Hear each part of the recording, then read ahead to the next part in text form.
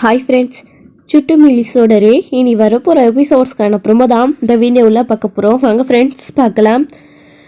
ஜெயிலில் ராதிகா மேடம் வந்திருக்காங்க. அவங்க வந்துட்டு அபிகிட்ட பேசிகிட்டு இருக்காங்க. சுடரோடைய மாமா கூட இன்னைக்கு சுடரோடைய அப்பாவை கோயிலில் பார்த்ததா சொன்னாங்க அப்படின்னு சொன்னதும், என்ன மேடம் சொல்கிறீங்க அப்படின்னு பயங்கர அதிர்ச்சி ஆகுறாங்க. கவலைப்படாத அபி, ஆனால் நாங்கள் சுடரை அங்கேருந்து உடனே கூப்பிட்டுட்டு கிளம்பிட்டோம். சுடருக்கு அவருடைய அப்பா யாருன்ற விஷயம் தெரியாதுல்ல, அதே மாதிரி சுடருடைய அப்பாவுக்கும் சுடர் இருக்கா அப்படின்ற விஷயம் தெரியாதுல்ல அப்படின்னு சொல்கிறாங்க. மேடம் தெரியாது தான், ஆனால் காஞ்சனா மேடம் தான் விஷயத்த சொல்கிறதா போயிருக்காங்க. அவங்க போயிட்டு கருணா கிட்ட விஷயத்த சொல்லலாம். அதுக்கப்புறம் கருணாவுக்கு வெற்றிக்கு எல்லாருக்குமே சுடர் இருக்கிற விஷயம் தெரிய வந்துடும். தெரிஞ்சதுக்கப்புறமா ஆபத்தாக போய் முடிஞ்சிடும். கண்டிப்பாக சுடரை பார்க்கவே முடியாது, இந்த கருணா ஏதாச்சும் பண்ணிடுவான் அப்படின்னு சொல்லவும், கவலைப்படாத நாங்கள் பார்த்துக்குறோம். அபி சுடருக்கு தெரியாமல் வெற்றிக்கும் தெரியாமல் இருக்கிற வரைக்கும் நல்லது காஞ்சனா அப்படின்னு அபி சொல்லிட்டு இருக்காங்க. காஞ்சனா கிட்ட நாம பேசினா மட்டும் ஏதாச்சும் மாறிட போதா என்ன அப்படின்னு அவங்கள நினைச்சாதான் மேடம் பயமா இருக்கு. அவங்க தான் விஷயத்த சொல்றேன்னு போயிருக்காங்க. அவங்க சொன்னாதான் இவங்க எல்லாருக்குமே விஷயம் தெரிய வரும் அப்படின்னு சொல்லிட்டு இங்க எல்லாருமே பேசிட்டு இருக்கிறப்போ, காஞ்சனா அங்க கீழே விழுந்து ஹாஸ்பிட்டல் அட்மிட் ஆயிருக்கிற விஷயம் உடனே ஜெயிலுக்கு தெரிய வருது. ஜெயிலுக்கு தெரிய வந்து ஸோ இங்க அபிக்கும் ராதிகா மேடமுக்கும் தெரிய வருது. காஞ்சனாவுக்கு இந்த மாதிரி அடிபட்டுடுச்சா மண்டையில், ஹாஸ்பிட்டலில் இருக்காங்களா, ரொம்ப சீரியஸ் கண்டிஷன் அப்படின்னு சொல்லிட்டு சொல்லியிருக்காங்க. நீ இன்னைக்கு காஞ்சனாவை நினச்சி பயப்பட வேண்டாம் அபி அப்படின்னு சொல்லிட்டு இன்னொரு வார்டன் வந்து அபிக்கு ஃபேவராக இருக்கிறவங்க அவங்க கிட்ட வந்து சொல்கிறாங்க. இதை கேட்டதுக்கு அப்புறமா தான் அபிக்கு ரொம்பவே சந்தோஷமாக இருக்குது. என்ன மேடம் சொல்கிறீங்க அப்படின்னு. ஆமாம், காஞ்சனா எங்கே கோயில் ஃபெஸ்டிவலுக்கு போயிருக்காங்க போல இருக்கு. அங்கே பால் குடம் கீழே கொட்டியிருக்கு. அதில் தெரியாமல் வலிக்கு விழுந்திருக்காங்க. பக்கத்தில் இருந்த ஒயரை அறுந்து அதில் கீழே விழுந்ததுனால ஈரத்தில் ஷாக் அடித்து அவங்களுக்கு கீழே விழுந்ததுனால மண்டையிலையும் அடிபட்டு அவங்க கோமாவுக்கே போயிட்டதா எல்லாருமே பேசிக்கிறாங்க. சீரியஸாக அவங்களுக்கு ரொம்பவே வந்து ஐசியூவில் அட்மிட் பண்ணியிருக்கிறதாவும் ஹாஸ்பிட்டல்லேருந்து தகவல் வந்துச்சு. அவங்கள பார்க்க தான் ஜெயில் மேடம் எல்லாரும் போயிருக்காங்க, ஒரு சிலர் போலீஸ் மேடம் எல்லாரும் அப்படின்னு சொல்லிட்டு இருக்காங்க. இதை கேட்டதுக்கு அப்புறமா தான் இங்கே ரொம்பவே சந்தோஷமாக இருக்குது அபிக்கு வந்து. அப்போது அவங்க அப்படி சொல்லிட்டு கிளம்பி போனதுக்கு அப்புறமா இங்கே ராதிகா மேடம் சொல்கிறாங்க, கவலைப்படாத அபி, கடவுள் நம்ம பக்கம் இருக்காரு பாத்தியா. சுடரை பற்றின விஷயத்த கர்ணாவுக்கு தெரியப்படுத்தணும்னு போன காஞ்சனாவுக்கு இந்த நிலைமை ஏற்பட்டிருக்கு. கோமாவுக்கு போயிட்டதுனால கண்டிப்பாக நீ கவலைப்பட வேண்டிய அவசியம் இல்லை அப்படின்னு பேசிகிட்டு இருக்காங்க. மேடம் சொல்கிற மாதிரி உனக்கு லக்கு தான் அபி அப்படின்னு கூட இருக்கிற இன்னொரு ஃப்ரெண்ட்ஸு சொல்லிட்டு இருக்கும்போது, ஆனால் இது நிரந்தரம் இல்லை மேடம், எப்போ காஞ்சனா கண் விழிச்சு வந்து சொல்வான்னு பயத்திலே இருக்கணும்ல அப்படின்னு. அபி கவலைப்படாத, கோமாவுக்கு போன யாரும் அவ்வளோ சீக்கிரம் திரும்ப வந்தது கிடையாது. அப்படியே கண் விழிச்சு அவங்க வந்தாலும் அவங்களுடைய நிலைமை எப்படி இருக்குன்றத சொல்ல முடியாது. ஒரு சிலருக்கு எல்லாமே மெமரி லாஸ் ஆகிருக்கு, ஒரு சிலருக்கு பேச்சு திறமை இல்லாமல் போயிருக்கு. இந்த மாதிரி பல பிரச்சனைகள் இருக்குது. அந்த மாதிரி காஞ்சனாவுக்கு எந்த ஒரு பிரச்சனையாச்சும் இருக்கணும் அப்படின்னு கடவுளை மட்டும் வேண்டிக்கோ அபி. அப்படி ஏதாச்சும் இருந்தால் பழசெல்லாம் அவள் மறந்துட்டா கூட இனி உன்னோட வாழ்க்கையில் அவள் தலையிடவே மாட்டா அப்படின்னு சொல்கிறாங்க. மேடம் அப்படின்னு என்ன பண்ணுறது அபி, இப்படியெல்லாம் வாழ்க்கையில் நடக்கிறதுனால இப்படியும் நடக்கணும்னு நாம வேண்டிக்க வேண்டியதா இருக்குல்ல அப்படின்ற மாதிரி ராதிகா மேடம் சொல்லிட்டு இருக்காங்க. அதுக்கப்புறம் தான் இங்க எப்படியோ மேடம் அவங்க இப்போதைக்கு கோமால இருக்கிறதுனால சுடரை பத்தி நான் கொஞ்ச நாளுக்கு பயப்படாம இருக்க வேண்டிய அவசியம் அப்படின்னு சொல்லிட்டு சொன்னதும், எல்லாம் நல்லது நன்மைக்கு அப்படின்னு சொல்லிட்டு ராதிகா மேடம் அங்கிருந்து போறேன் அப்படின்னு சொல்றாங்க. மேடம் நான் சுடர்கிட்ட கொஞ்சம் பேசணும் மேடம் அப்படின்னு சொல்கிறாங்க. இங்கே சுடர் பார்க்க வரும்போதெல்லாம் நான் பயத்துலேயே இருப்பேன், காஞ்சனாக்கு பயந்துக்கிட்டு சுடர்கிட்ட நான் பேசணும் அப்படின்னு சொல்கிறாங்க. சரி இதா நான் ஃபோன் பண்ணி கொடுக்குறேன், நீ பேசு அப்படின்னு சொல்கிறாங்க. ஃபோன் கால் பண்ணுறாங்க. சண்முகத்துக்கு கால் பண்ண உடனே, மேடம் டிசியை வாங்கிட்டீங்களா அப்படின்னு. நீங்கள் எல்லாரும் வீட்டுக்கு போயிட்டீங்களா சண்முகம் அப்படின்னு. மேடம் நாங்கள் எல்லாரும் வந்து பத்திரமா தான் இருக்கோம் அப்படின்னு. சரி சுடர்கிட்ட ஃபோன் கொடுக்குறீங்களா, அபி பேசுகிறாலாம் அப்படின்னு. சரிங்க மேடம் அப்படின்னு. அபி அப்படின்னு சொல்லிட்டு ஃபோனை கொடுக்குறாங்க இங்கே ராதிகா மேடம். சுடர் இங்கே ஓடி வாங்க, இங்கே வா அம்மா பேசுகிறாங்க அப்படின்னு சொல்லதும், அம்முவா அப்படின்னு சுடர் குடுகுடுன்னு ஓடி வராங்க. ஓடி வந்த உடனே ஹலோ அப்படின்னு கேட்கவும் உடனே அபி பேசுகிறாங்க. அம்மு அப்படின்னு சொல்லிட்டு சுடர் பேசவும் 2 பேருக்குள்ள அவ்வளோ வந்து பாசமாக பேசிக்கிட்டு, மா என் டிசி எரிஞ்சு போச்சு அப்படின்னு. கவலைப்படாதம்மா, அதுக்கு தானே மேடம் இங்கே வந்து டிசியை வாங்கிட்டு வந்திருக்காங்க. கண்டிப்பாக நீ ஸ்கூலில் போய் சேருவேன், மாமாவுக்கு தொந்தரவு கொடுக்காம நல்லபடியாக படிக்கணும் அப்படின்னலாம் வந்து பேசிகிட்டு இருக்காங்க. நல்லா இருக்கீங்களா அப்படின்னலாம் வந்து பேசிகிட்டு இருக்காங்க. நாங்கள் எல்லாருமே நல்லா இருக்கோம் அப்படின்னு. பார்த்து ஜாக்கிரதையாக இருக்கணும், நான் ஏற்கனவே சொல்லியிருக்கேன்ல, முன்ன பெண்ண தெரியாதவங்க கூட பேசக்கூடாது, யாரும் உன்னை சந்தேகப்பட பார்த்தாலும் அங்கேருந்து போயிடணும் அப்படின்னு சொல்லிட்டு அப்படின்னு சுடருக்கு வந்து அபி வந்து ஒரு சின்ன இந்த மாதிரி ஒரு விஷயத்த தெரியப்படுத்துறாங்க. அவங்க கேர்ஃபுல்லாக இருக்கணும் அப்படின்றதுக்காக. சரி அம்மு அப்படின்னு பேசிட்டு இருக்காங்க. எல்லாரும் நல்லா இருக்காங்களா, அண்ணன் நல்லா இருக்காங்களா, அண்ணி நல்லா இருக்காங்களா அப்படின்னு. ஆமாம், மாமா, அத்தை, தியா, தருண் எல்லாருமே நல்லா இருக்காங்க அப்படின்னு பேசிட்டு இருக்காங்க. அண்ணன் பக்கத்தில் இருக்காரா அப்படின்னதும், ஓ அம்மு இங்கே தான் இருக்காரு, நான் கொடுக்குறேன் அப்படின்னு. மாமா இந்தாங்க அம்மு பேசுகிறாங்க அப்படின்னு ஃபோனை கொடுக்குறாங்க. அதை வாங்கி காதில் வச்ச உடனே அவருக்கு அப்படியே கண்ணீராக வருது. ஒரு வார்த்தை கூட பேசுறது கிடையாது. ரொம்ப வருஷம் கழிச்சு அவங்களுடைய தங்கச்சி கிட்ட பேச போகிற சந்தோஷம் அப்படியே அவருடைய கண்ணில் தெரியுது. அப்புறம் தான் அண்ணன் அப்படின்னு உடனே அபி அப்படின்னு இங்கே இவருமே சொல்கிறாங்க. உடனே தியாவுடைய அம்மா மேலேருந்து வராங்களா. இவங்க ஃபோன் பேசுகிறத பார்த்துட்டு அமைதியாக அங்கேயே நின்றுட்றாங்க. தங்கச்சி பாசம் பொத்திக்கிட்டு வந்துடுச்சோ, ஃபோன் பேச போகிறாரு அப்படி என்ன தான் பேச போகிறாருன்னு பார்க்கலாம் அப்படின்னு அவங்க ஒரு பக்கம் நின்று பார்த்துட்டு இருக்கவும், அண்ணன் என்னை மன்னிச்சிட்டேன்னு, உங்கள் யாரையுமே நான் நினச்சி கூட பார்க்கல, உங்கள் எல்லாரோட மனசையும் நான் ரொம்பவே கஷ்டப்படுத்திட்டேன்னு அப்படின்னு சொல்லி இப்போ அழுதுட்டு இருக்காங்க. என்னம்மா அபி ரொம்ப நாள் கழிச்சு என்கிட்ட பேசுகிற இந்த அண்ணங்கிட்ட இப்படியே அழுகிற அப்படின்னு சொல்கிறாங்க. நான் ரொம்ப பெரிய தப்பு பண்ணிட்டேனே, அது எனக்கு இப்போ தானே புரியுது. உங்கள் யாரையும் நான் கொஞ்சம் கூட நினச்சி பார்க்காம, நான் நினச்சி கூட பார்க்காம ஒருத்தனை நான் கல்யாணம் பண்ணிட்டு போனதுனால என் வாழ்க்கையே நாசமாக போச்சுன்னு. ஆனால் அந்த அரக்கங்கிட்ட இருந்து சுடரை பாதுகாக்க வேண்டியது உங்களோட பொறுப்புன்னு நான் விட்டுருக்கேனே.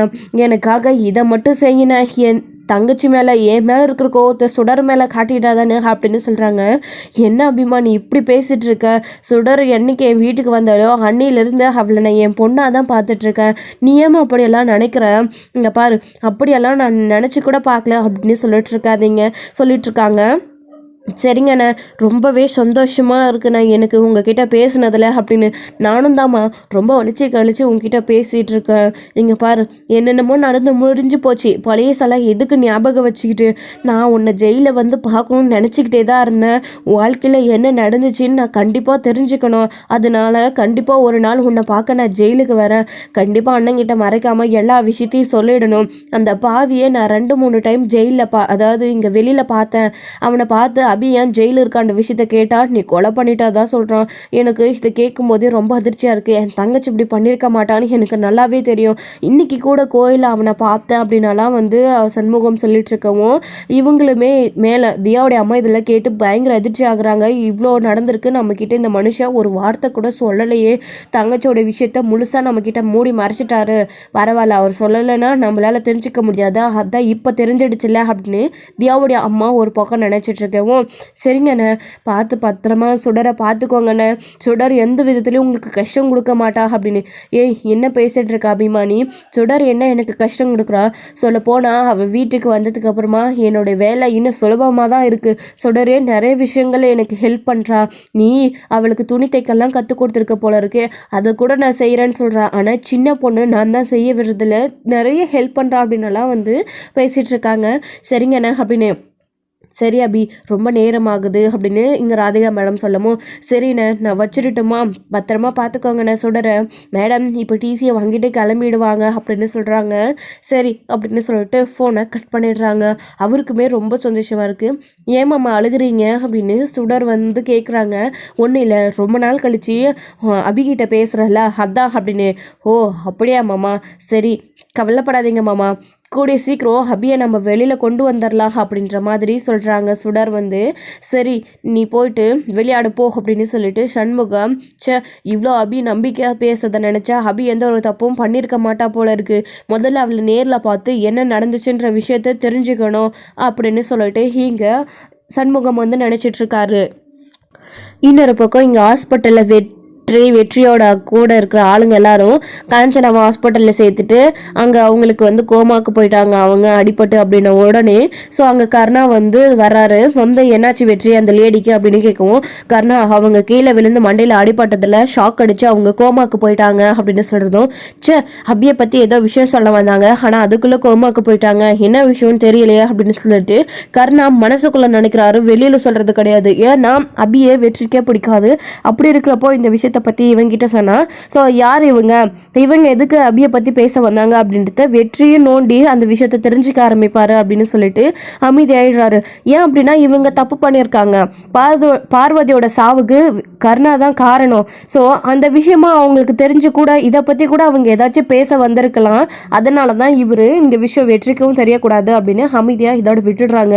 சரி இவங்களோட ரிலேட்டிவ்ஸ் இல்லை தெரிஞ்சவங்க யாராச்சும் இருந்தால் கால் பண்ணி விஷயத்த சொல்லிட்டு எல்லாரும் கிளம்பி வாங்க, எவ்வளோ ஹாஸ்பிட்டல் பில் ஆகுதோ அதை கட்டிட்டு அப்படின்னு கர்ணா சொன்னதும், சரி கர்ணா அப்படின்னு சொல்லிட்டு வெற்றியுமே பில் பே பண்ணிட்டு அவங்க ரிலேட்டிவ்ஸ்க்கு அவங்களோட ஃபோன்லேருந்து கால் பண்ணி ஜெயிலுக்கும் விஷயத்த சொல்லிட்டு அவங்க கிளம்பி வந்துடுறாங்க. ஜெயிலிருந்து அவங்களோட சொந்தக்காரங்க வந்து ஜெயில் மேடமும் எல்லாரும் வந்து அவங்கள பார்த்துக்கிறாங்க. போலீஸ் இன்ஸ்பெக்டர் இவங்கெல்லாம் வந்து பார்த்துக்கிட்டு இருக்காங்க. இப்போது இன்னொரு பக்கம் இங்கே என்னவா இருக்கும் அப்படின்னு சொல்லி யோசிச்சுட்டே இருக்காங்க. கர்ணா என்ன விஷயம் அபியை பற்றி இவங்க என்ன சொல்ல வந்தாங்க அப்படின்னு. என்ன வெற்றி நீ அவங்க தான் என்ன விஷயம்னு சொல்லாததுக்கு முன்னே கீழே விழுந்து இப்படி ஆயிடுச்சு, என்ன விஷயத்தை நம்ம கிட்ட சொன்னாங்க. இங்கே பார் ஸ்வேதா அபியோட பேரை கேட்டாலே பயங்கர கடுப்பாகிறா.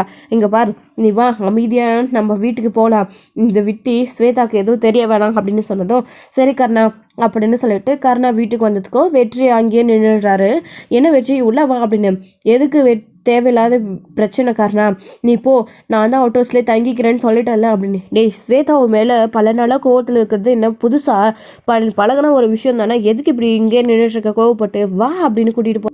உள்ளே போகிறாரு. உள்ளே போனதுக்கு அப்புறமா மகேஷ் குடுன்னு ஓடி வந்து வெற்றி கையை தான் கெட்டியமாக பிடிச்சிக்கிறாங்க. ஏன்னா சின்ன குழந்தையிலேருந்தே வெற்றி முகத்தை பார்த்து வளர்ந்தவங்க மகேஷ் என்னதான் ஸ்வேதா தூக்கி தூக்கி அவங்க அக்கா குழந்தை அப்படின்னு வளர்த்தாலும் ஸோ வெற்றி கூட அவங்களுக்கு ஒரு நல்ல அட்டாச்மெண்ட் இருக்குது. அதனாலேயே அவங்க கையை பிடிச்சிக்கிட்டே நின்றுக்கிறாங்க. ஆனால் இது ஸ்வேதாவுக்கும் ரொம்பவே கஷ்டமாக இருக்குது. தன்னுடைய அம்மாவை கொண்டவனோட கையை அவன் பிடிச்சிருக்க கூடாது, அது அவனுக்கு தகுதியானவனே அவன் கிடையாது, இந்த குடும்பத்துக்குள்ளே இருக்கிறவனும் அதுக்கான தகுதியும் அவங்க கிட்ட கிடையாது, அவனால தான் பார்வதி அக்கா இறந்து போனாங்க அப்படின்ற ஒரு கோபம் அவங்களுக்கு. அதனாலேயே வெற்றி கூட மகேஷ் சேர்றது அவங்களுக்கு சுத்தமாக பிடிக்கவே இல்லை. ஆனாலையும் மகேஷ் அவங்க கூட தான் இருக்கிறேன்னு சொல்கிறாங்க. அங்கிள் நம்ம விளையாடலாமா, ஸ்கூலுக்கு போகலாமா அப்படின்னு சின்ன பிள்ளைத்தனமா குழந்தை முகம், அவங்களுக்கு என்ன தெரியும், அதனால வெற்றி கூடவே இருக்காங்க. பாத்தியா மகேஷ் உன்னை எவ்வளோ பிடிச்சிருக்கு அப்படின்னு எப்போ பார்த்தாலே அவன் உங்க கூடவே அட்டாச்சாக இருக்கான். ஆனால் நீ அவனை விட்டு ஒதுங்கி ஒதுங்கி போகிற, அவன் சின்ன பையன், அவனுக்கு எல்லா பாசமும் கிடைக்கணும்னா என்ன வெற்றி நான் சொல்கிறது அப்படின்னு கர்ணா சொல்லவும், அப்போ கர்ணா கிட்ட வெற்றி சொல்கிறாரு, என்ன கர்ணா என்னை பேசி சமாளிக்கலான்னு பார்க்குறியா, அவனுக்கு கிடைக்க வேண்டிய பாசம் கிடைக்கணும்னு சொல்கிற, ஆனால் கிடைக்க வேண்டிய பார்வதி அக்காவுடைய பாசம் தாய் பாசம் அவனுக்கு கிடைக்காமே போயிடுச்சு, அதுக்கு நான் தானே காரணம். அதை நினச்சி நான் இன்னும் வரைக்கும் குற்ற உணர்ச்சியில் தான் இருக்கேன். நான் இன்னமும் வேணும்னே அவளை கூட்டிகிட்டு வந்து பார்வதி அக்காவுக்கு இப்படி ஆன மாதிரி, ஸோ என் மேலே இப்படி கோவத்தில் இருந்தால் நான் என்ன பண்ண முடியும், அந்த பாவத்துக்கு தானே அவளை விட்டு நான் ஒதுங்கி நிற்கிறேன், அவளை ஜெயிலுக்கு அனுப்பினேன், என்ன கர்ணா இது அப்படின்னு. வெற்றி எதுக்கு இப்போ பழைய விஷயத்த நோண்டிக்கிட்டு நான் அந்த விஷயத்தை பற்றி திரும்பவும் பேசாதன்னு சொன்னேன். எங்கள் பார் நீ போய் மகேஷ் கூட சந்தோஷமாக இருக்கிற வழியை மட்டும் பாரு, அவனுக்கு வேண்டியதெல்லாம் பண்ணி கொடு சரியா, ஸ்வேதா பேசுறதெல்லாம் மனசுல நினைச்சுக்காத, இங்க போ பாரு அங்க போ, நீ உன்னை பத்தி எனக்கு தெரியாதா அப்படின்னு சொல்லிட்டு கர்ணா வந்து வெற்றி கிட்ட சொன்னதுக்கு அப்புறமா வெற்றியுமே வெளியில போறாங்க. மகேஷுமே கூட போட்டு 2 பேரும் பால் தூக்கி போட்டு ஃபுட்பால் தூக்கி போட்டு விளையாடிட்டு இருக்காங்க. இது ஒரு பக்கம் இருக்க, இன்னொரு பக்கம் அங்க மேடம் வந்து டிசியை வாங்கிட்டு சண்முகத்துக்கிட்ட போகிறாங்க. சுடர்ஸ் மேடம் வந்துட்டாங்க அப்படின்னு உடனே குடுகுடுன்னு ஓடி வராங்க டிசியை பார்க்குற ஆசையில். இங்கே பாரு சுடர் உன்னோட டிசி கிடச்சிடுச்சு அப்படின்னு. ரொம்ப தேங்க்ஸ் மேடம் அப்படின்னு. இனி பத்திரமா டிசியை வச்சுக்கணும் சரியா, தொலைக்காம அப்படின்னு. ரொம்ப தேங்க்ஸ் மேடம், நாளைக்கு அவளை ஸ்கூலில் கூட்டிகிட்டு போய் கண்டிப்பாக சேர்த்து படிக்க வைப்பேன் நான் அப்படின்னு சொல்லிட்டு இருக்காங்க. இதுக்கு எதுக்கு எனக்கு தேங்க்ஸ் சொல்லிட்டு, இது என்னோட ஒரு சின்ன வேலை உதவி தானே, இதுக்கு ஏன் அப்படின்னு சொல்லிட்டு, சரிங்க மேடம் அப்போ நம்ம எல்லாரும் இன்றைக்கே கிளம்புறோம் அப்படின்னு. என்ன இன்னும் கொஞ்ச நாள் எழுந்துட்டு போகலாமே சண்முகம் அப்படின்னு. இருக்கட்டும் மேடம், நாளைக்கு சுடர ஸ்கூலில் சேர்க்கணும், இப்போ கிளம்பினா தான் கரெக்டாக இருக்கும் அப்படின்னு. சரிங்க சண்முகம், சரி சரலா எல்லாத்தையும் எடுத்து வை கிளம்பலாம் அப்படின்னு. சரிங்க அப்படின்னு சொல்லிட்டு எல்லாத்தையும் எடுத்து வைக்க அவங்க போயிட்டு பேக் பண்ணி எடுத்துக்கிட்டே கீழே வராங்க. கீழே வந்ததுக்கப்புறமா மேடம் நான் போயிட்டு வரேன் மேடம் அப்படின்னு. சரி சுடர் பார்த்து பத்திரமா இருக்கணும் சரியா, நல்லா படிக்கணும், மாமாவோட பேரை காப்பாற்றணும் அப்படின்னு. ரொம்ப தேங்க்ஸ் மேடம் அப்படின்னு சொல்கிறாங்க. எதுக்கு நீ தேங்க்ஸ் சொல்லிக்கிட்டே இருக்க அப்படின்னு. அது டிசி வாங்கிட்டு வந்து கொடுத்ததுக்காக, ஆனால் இது அம்முக்கிட்ட என்னை ஃபோனில் பேச வச்சிங்களா அதுக்காக அப்படின்னு. இதுக்கெல்லாம் ஏன் தேங்க்ஸ் சொல்லிக்கிட்டே அப்படின்னு. ஆமாம் மேடம் நானுமே உங்களுக்கு கடமைப்பட்டிருக்கேன், என் தங்கச்சி குரலை கேட்டு பல வருஷம் ஆச்சு, நான் எத்தனை வருஷம் கழிச்சு இப்போ தான் நான் அவளோட குரலையே கேட்டு அவகிட்ட 4 வார்த்தை பேசினேன். ரொம்பவே எனக்குமே சந்தோஷமாக இருக்குது மேடம். இந்த நாளை உங்கள் ஊருக்கு வந்து இந்த திருவிழா கொண்டாடுனது இது எதுவுமே நாங்கள் மறக்க மாட்டோம் மேடம், போயிட்டு வரோம் அப்படின்னு சொல்கிறாங்க. சரி சண்முகம் போயிட்டு வாங்க பத்திரமா, பாய் தியா, பாய் சுடர் அப்படின்னு சொல்லிட்டு அவங்க எல்லாருக்கும் பாய் சொல்லிட்டு அவங்க கிளம்பி ஊருக்கு வந்துட்டுருக்காங்க. ஊருக்கு வந்ததுக்கப்புறமா சுடர் நாளையிலேருந்து நீயும் ஸ்கூலுக்கு வர போகிற அப்படின்னு சொல்லிட்டு அவங்க 2 பேரும் பேசிகிட்டு இருக்காங்க. சரி நேரம் ஆகுது, எல்லாரும் படுத்து தூங்குங்க, காலையிலேருந்து ஸ்கூலுக்கு போனோதா அப்படின்னு சொல்லிட்டு எல்லாரும் படுத்து தூங்கிடுறாங்க. தூங்கினதுக்கு அப்புறமா அபி சொன்னதுக்கும் வெற்றி சொன்னதுக்கும் நிறையவே டிஃப்ரெண்ட் இருக்குது அப்படின்னு, என்னதான் நடந்திருக்கும் அப்படின்னு சண்முகத்தோட மண்டைக்குள்ள அதுவே ஓடிட்டுருக்கு. முதல்ல நம்ம சுடரை ஸ்கூலில் சேர்த்து விட்டுட்டு அடுத்து நம்ம அபியை போய் ஜெயிலில் பார்த்து என்ன நடந்துச்சுன்றத அபிகிட்ட கேட்டு தெரிஞ்சுக்கணும் அப்படின்ற விஷயத்துல தான் அவங்க ஸ்ட்ராங்காக இருக்காங்க. ஏன் அபி அப்படி சொல்லணும், சுடரை வெற்றியோட கண்ணில் படாமல் பார்த்துக்க சொல்லி சுடர் அபி சொல்லியிருக்கா, அதுக்கு காரணம் என்னவா இருக்கும், ஏன் அப்படின்றத தெரிஞ்சுக்கணும் அப்படின்றது தான் அவருடைய எண்ணம். அதுக்காக தான் யோசிச்சுக்கிட்டே இருக்காரு. ஸோ அப்படி யோசிச்சுக்கிட்டே படுத்து தூங்கிட்டாரு. ஸோ மறுநாள் காலையில் எழுந்திரிச்ச உடனே சுடர் ஸ்கூலுக்கு போகிறதுக்காக ஆசையாக சந்தோஷமாக இருக்காங்க. அப்போ தியா போயிட்டும்மா எனக்கு அவளை பிடிக்கவே இல்லை, அவள் என் ஸ்கூலுக்கு தேவையே இல்லைம்மா, அங்கே வந்து அப்புறம் ஜெயிலுன்னு பேசுவா, அவளால் எனக்கு ரொம்ப ஷேமாக இருக்கும் ஸ்கூலில், வேண்டாம்மா ஏதாச்சும் பண்ணுங்க அப்படின்னு சொல்லிட்டு இருக்காங்க. இங்கே பார் தியா, உங்கள் அப்பா நான் சொன்னால் கேட்குறாரா என்ன, இந்த விஷயத்தில் என்னால் எதுவுமே பண்ண முடியல அப்படின்னு. இல்லைம்மா நீங்கள் இப்போ மட்டும் ஏதாச்சும் பண்ணலை, கண்டிப்பாக நான் ஏதாச்சும் நான் பண்ணிவிடுவேன் அப்படின்னு சொல்லிட்டு இருக்காங்க. என்னதியா நீ வர வர ரொம்ப பேட் பழக்கத்தெல்லாம் கற்றுக்கிட்டே வந்துட்டுருக்க, இதெல்லாம் தப்புன்னு உனக்கு தெரியாதா, இந்த மாதிரிலாம் பண்ணிகிட்ருக்காதா அப்படின்னு திட்டிகிட்டே இருக்காங்க. போங்கம்மா நீங்களும் எதுவும் செய்ய மாட்டேன்றீங்க, என்னையும் எதுவும் செய்ய விட மாட்டேன்றீங்க அப்படின்னு சொல்லிட்டு தியா கோவத்தில் ஓடி வந்துடுறாங்க. சுடர் ஸ்கூலுக்கு போகிறது அவங்களுக்கு சுத்தமாக பிடிக்கவே இல்லை, அதுவும் அவங்களோட ஸ்கூலில் சேர்றது சுத்தமாக பிடிக்கவே இல்லை. ஸோ என்ன பண்ணுறது, குழந்தை இந்த அளவுக்கு கஷ்டப்படுறாளே, அவளை ஸ்கூலில் சேர்க்கக்கூடாதுன்றதுக்காக நாமளும் எத்தனையோ முயற்சி எடுத்து பார்த்தாச்சு, அவரை எப்படியாச்சும் தடுக்கணும்னா, ஆனால் நம்மளாலேயே முடியலையே அப்படின்னு யோசிச்சுட்டு இருக்காரு. ஸோ இதோட இந்த எபிசோடு வந்து முடிச்சிருக்காங்க. அடுத்தடுத்த எபிசோடில் என்ன நடக்க போகுது, எப்படியோ ஒரு வழியாக அபி நினச்ச மாதிரி சுடருக்கு இப்போதைக்கு பிரச்சனை இல்லை, காஞ்சனா வந்து கோமாக்கு போயிட்டாங்க, கருணாவால் எந்த ஒரு பிரச்சனையும் இல்லை.